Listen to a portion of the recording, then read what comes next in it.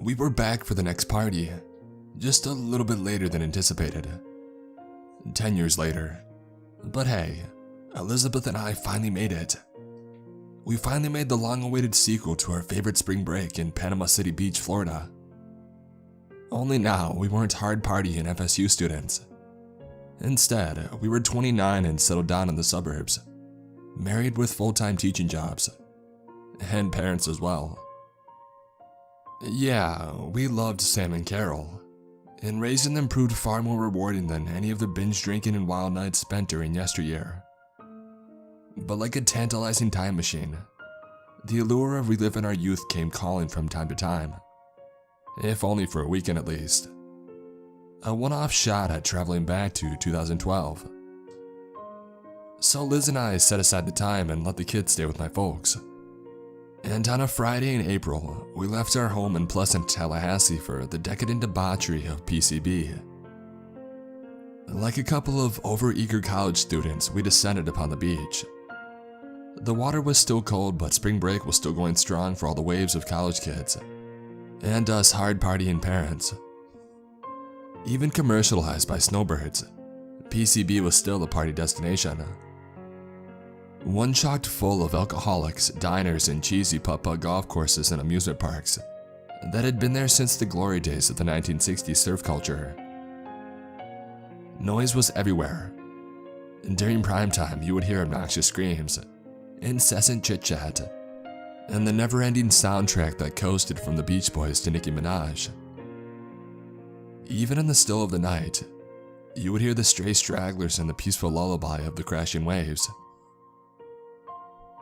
Together, Liz and I got drunk on the beach, indulged at Captain Jack's seafood buffet, made an intoxicated investigation through the Ripley's Believe It or Not museum, and then we made our midnight rounds through the local Walmart.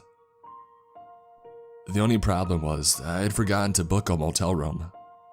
Honestly, I wasn't aware just how much the condominiums had conquered our college escape. The mom-and-pop motels of yore now gone with our early 20s. Needless to say, Liz and I couldn't get an oceanfront view. Instead, we ended up at the notorious Coconut Grove, or the Nut Ove as the Roach's Motel's broken neon sign proclaimed. Coconut Grove was 2 stories of a yellow eyesore, like a stage full of Florida cliches. The motel featured skinny palm trees and a modest swimming pool out front, the bare minimum to attract desperate tourists. Being a few miles away from the actual beach also meant cheaper rates. And cheaper rates meant more unsavory neighbors. With no shoreline breeze, their collective cigarette smoke dominated the motel's seedy atmosphere. Around 1 a.m., Liz and I crashed into room number 11. Needless to say, it was ugly as shit. The room only had 1 bed, a coffee maker, and a bulky TV, and I didn't even see a Bible in the dresser. Not that Sin City, Florida needed it, or that even Coconut Grove could afford one for every room. In the corner was a cramped bathroom unsuitable for anybody over 200 pounds. Apparently Nut Ove had put all its money into nurturing those palm trees. Every few feet, plastic coconuts broke up the monotony of our hideous yellow walls. The weak AC unit did its best to stifle the room's cigarette smell. Our walls no match for the loud shouting and Jimmy Buffett soundtrack outside. And to top it all off, the shithole wasn't even that cheap. We still had to pay the beach premium even when the swimming pool was the closest thing we had to an ocean view. But Liz and I didn't complain. We had stayed in far nastier places during the FSU days, and now for the first time in months we had real privacy. A suburban night spring break. Together we laid out on the stiff bed, intoxicated and relaxed. A nightstand lamp our only light. Both of us held a Miller Lite in hand, me in my boxers and Elizabeth in her lingerie. I wasn't very tall, but I stayed in good shape. Handsome even with the large glasses. Clean shaven and with a nice smooth brown complexion. Of course, I could be neurotic, but the booze certainly helped keep me fun and carefree. Less paranoid than normal, especially tonight. Even Liz was surprised to see me all smiles when we checked into this coconut hell.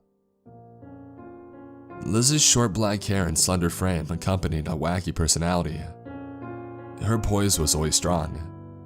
Liz the eccentric writer to my history nerd. Her green eyes beamed at any time when we went on an adventure, and they sure as hell did when we checked into here. "Michael, put on the TV," she told me in a playful demand.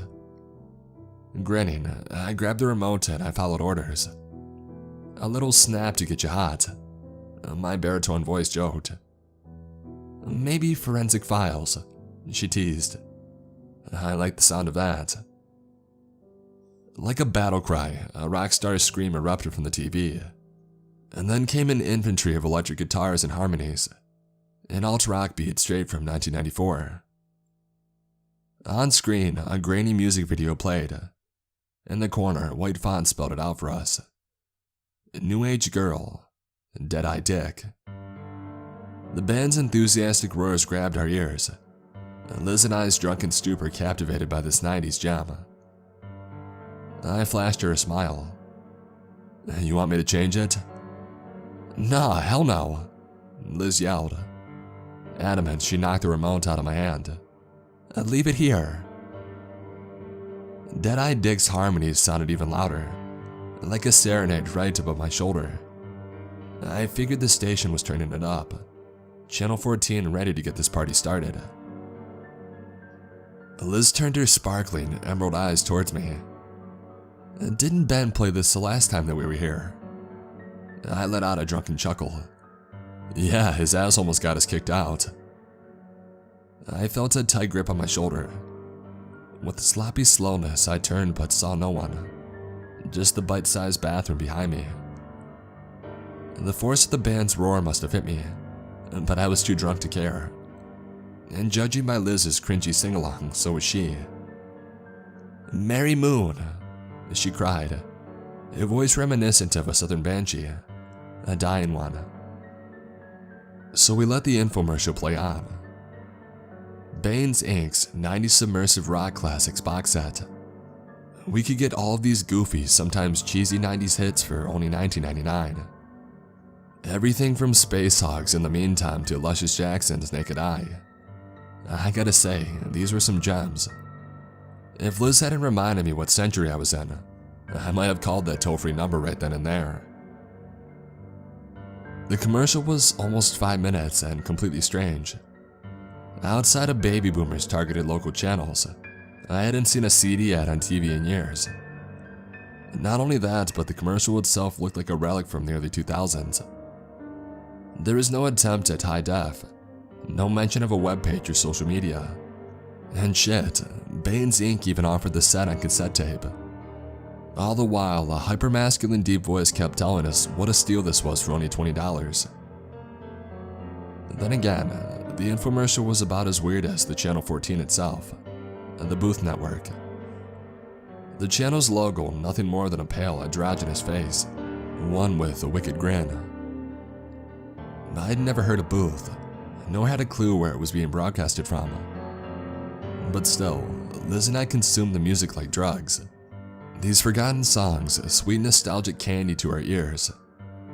The private concert swept us back to the 90s, back to our childhood. The narrator announced the reasonable price once more, and then came his barrage of shipping and handling fees, a machine gun of phone numbers and addresses. "Party on to the 90s submersive rock classics," the enthused voiceover proclaimed. In a seamless transition, another infomercial appeared. On screen, an older white man stared back at us. He was skinny, hollow cheekbones. His silver suit somewhere between a spacesuit and a golden age tuxedo. With trim gray hair and a smooth, calm face, this host had the radiance of a bygone movie star, and an ominous voice ripe for black and white horror films.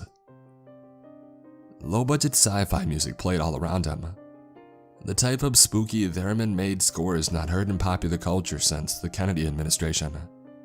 Yet the music was even more unsettling here in 2019.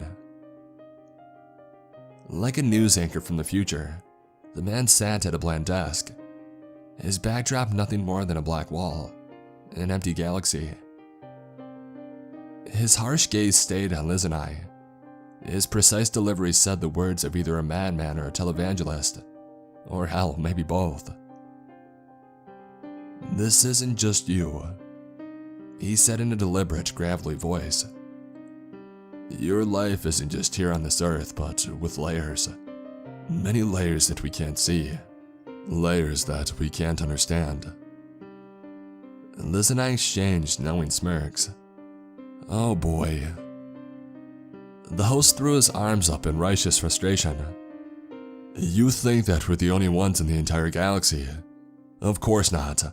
But no, it's not just aliens and extraterrestrials. Not just them, but parallel worlds running alongside ours." In crazy professor mode, the man's hand gestures went wild. "You got us here, but then you also have you hidden from yourself. The other you." He hit the desk for emphasis. "Maybe that's real or maybe it's the duplicate, but it's there. All the different timelines, all the overlaps, they're right here with us." Pausing, the man reached under the desk. Not for a cigarette or a beer like I figured, but for a small remote. "He's getting serious," I quipped to Liz. "Oh yeah," she responded. On screen, the host waved the remote around. His mannerisms, much like his lecture, long veered out of control. "You can find these alternate worlds if you look hard enough," he said. Discreet, he pressed a button on the remote, making the camera move in a little bit closer. "Pay attention to where you last placed things. Remember the details." The music picking up, the man leaned in closer towards the screen, closer towards us. "And most importantly, open your eyes." With a dramatic flourish, he stood up. He now resembled a god in that black backdrop. "Because they're all around you, and they've always been." Crawling across the screen, spooky yellow font spelled out a toll-free number. 1999 for Dr. Doreff's frightening metaphysics. "Come to Dr. Doreff," the hypermasculine narrator said. Our 90s stoner now emulating a cryptic caretaker. "For the secrets to our world." Like a preacher confronting his congregation, Dr. Doreff walked towards the camera. "You can see them," he hollered. "They make mistakes and they cross over here. If you pay attention, you can see the mistakes." The theremin music rose to a roaring crescendo, a soundtrack for Dr. Doreff's wild highlights. Of course, the 1999 and various phone numbers also returned for a curtain call, and did the narrator's speedy rundown of hidden fees. Liz took a casual sip of booze. "We should buy it." I nodded. "I bet it'll open your eyes." The 5-minute infomercial faded away. Liz and I now sat in front of a black screen. Everything became so quiet and slow. We heard no one outside, no one behind the thin walls. Even the smell of cigarettes had evaporated. Gone with the booth network. Uneasy, I faced Liz. She was almost done with her Miller Lite.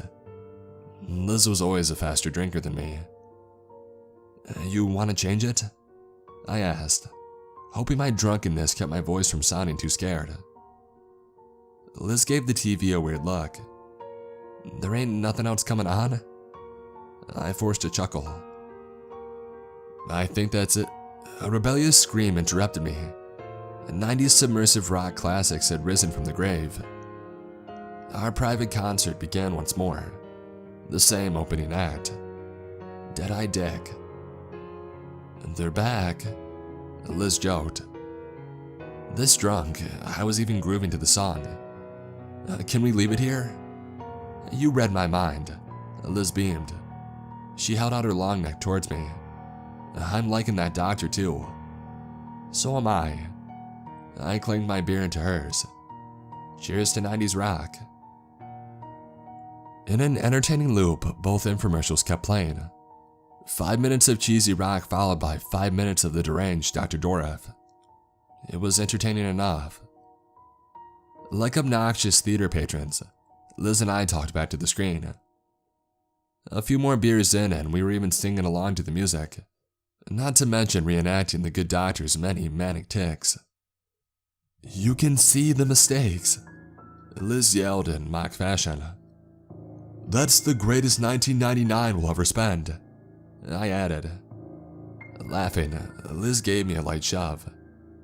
"Don't forget shipping and handling." After 30 minutes of this infomercial double feature, Liz and I yawned in unison. The drunken karaoke had worn us out until the inevitable morning sex. "You ready for bed?" she asked me. "Yeah," I replied.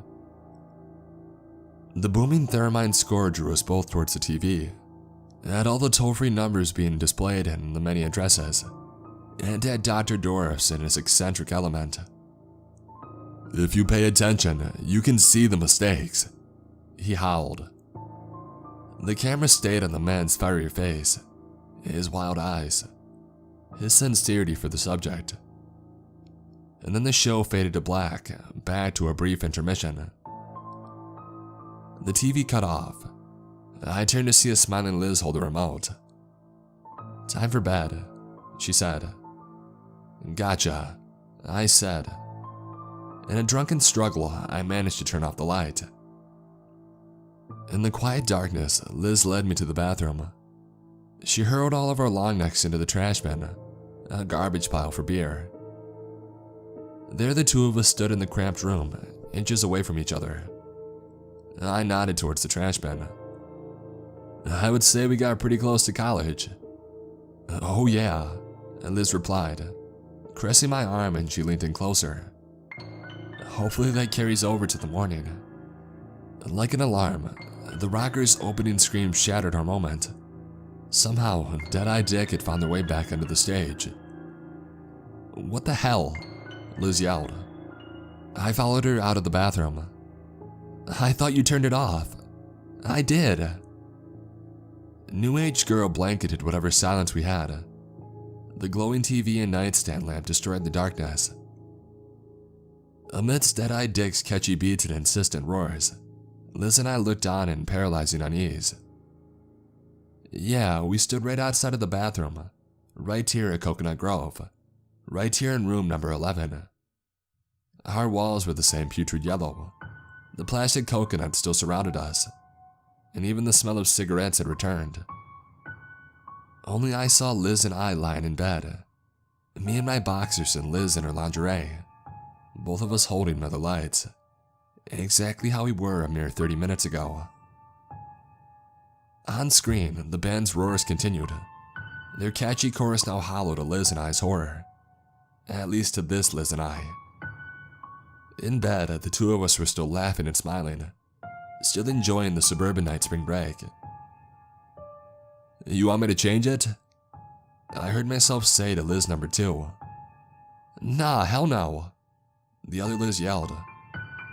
We watched her knock the remote out of the other Michael's hand. "Leave it here," she added. "Hey," the real Liz yelled. "Who the hell are you?" Supportive, I grabbed a hold of her hand. "Yeah, what is this?" I hurled at these intruders. But we got no response. Like a disinterested audience, the couple chose to ignore us, disregard our cries. Even when Liz reached out and grabbed Michael number 2's shoulder, all he did was turn and look right at us. But he had no reaction, as if he saw right through Liz and I. In a shocking epiphany, I recognized that confused look. The same one that I had when I felt somebody clutch my shoulder, only I didn't know at the same time that it was Liz's worried touch. Drunk and indifferent, the second Michael just turned and looked back at the commercial, entranced by the 90s-a-thon. To my horror, I realized the doppelganger couple just didn't care. They were oblivious. Like the infomercials, they just stayed in their loop of drunken bliss, their eyes glued to the TV. In the doorway, the 90s rock washed over Liz and I's ever-growing fear. Sure, our counterparts didn't see us, but we damn sure saw them. Liz yanked me towards the bathroom. "Come on," she yelled in a trembling voice. Out of the corner of my eye, I saw the trash bin, the now empty bin. Our Miller Lite Mountain was gone. And then we came to a terrified stop. Even through the darkness, Liz and I could see the man standing right in front of the shower. Even without the theremin score, the man was eerie. Like an ominous statue, he stood so quiet and still. His silver suit somehow glistened, his bright eyes laser focused on us. And in that frightening instant, Dr. Dorff's many mad ideas became all the more clear to Liz and I. The mistakes and overlaps in our realities all the more noticeable. Dr. Dorff didn't even have to say a word, especially not when that knowing smile spread across his lips.